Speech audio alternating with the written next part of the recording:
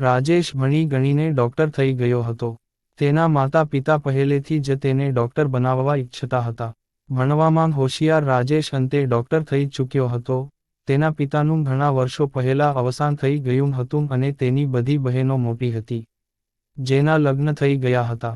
Doctor બન્યા પછી થોડા જ સમય પછી રાજેશના લગ્ન માટે વાતો થઈ રહી હતી અને ટૂંક સમયમાં જ ડૉક્ટર યુવતી સાથે તેના લગ્ન કરી દેવામાં આવ્યા હતા.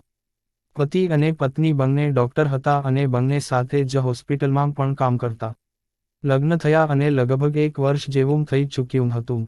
રાજેશની પત્ની ઘણા સમયથી જોઈ રહી હતી કે રાજેશ દરરોજ રાત્રે તેની માતાને ઊંઘ આવી જાય એના માટે એક ગોળી આપતો અને પછી જ તેની માતાને નીંદર આવતી. તે પોતે પણ ડૉક્ટર હોવાથી આ વાત જાણીને તરત જ રાજેશની પત્નીએ તેના સાસુને કહ્યું હતું કે આ નીંદરની ગોળી તમારી તબિયતને એકદમ નુકસાન પહોંચાડી શકે છે. તમારે આ ગોળી ખાવાની આદત બદલવી જોઈએ અને આજથી જ તમને રાત્રે સૂતી વખતે ગોળી નહીં મળે.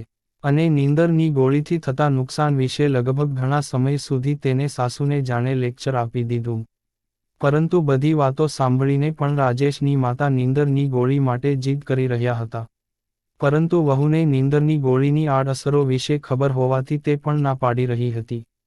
અને એક નહીં અનેકવાર કહ્યા છતાં તેને ગોળી ન આપી તે ન જ આપી.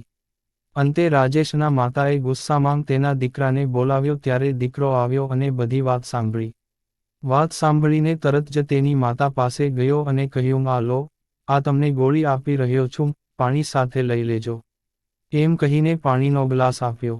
દવા પીવડાવી આ જોઈને રાજેશની પત્ની રાજેશ ઉપર એકદમ ગુસ્સે થઈ ગઈ અને કહ્યું કે તમે ડૉક્ટર થઈને તમારી માતાનું અહિત કેમ ઈચ્છો છો?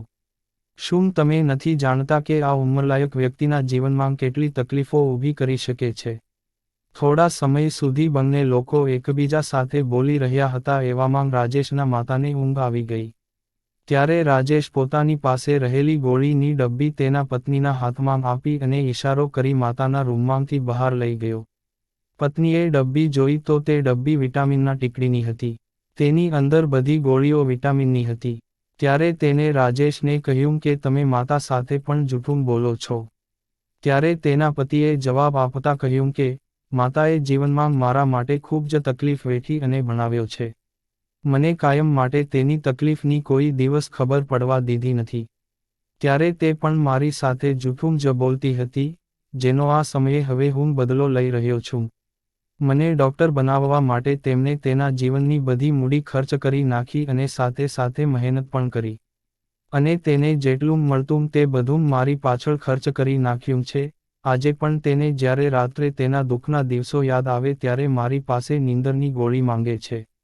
પરંતુ જે માતાએ આટલો બધો પોતાના જીવનનો ભોગ આપીને મને ડૉક્ટર બનાવ્યો છે, તેને હું ડૉક્ટર થઈને નુકસાન કરતી નીંદરની ગોળી કઈ રીતે આપી શકું? એટલા માટે જ હું તેને વિટામિનની ગોળી આપી રહ્યો છું. પતિ પત્ની વાત કરી રહ્યા હતા. તેના ચહેરા ઉપર ગંભીર હાસ્ય તો હતું, પરંતુ એક સંતોષ ભરેલું સ્મિત હતું.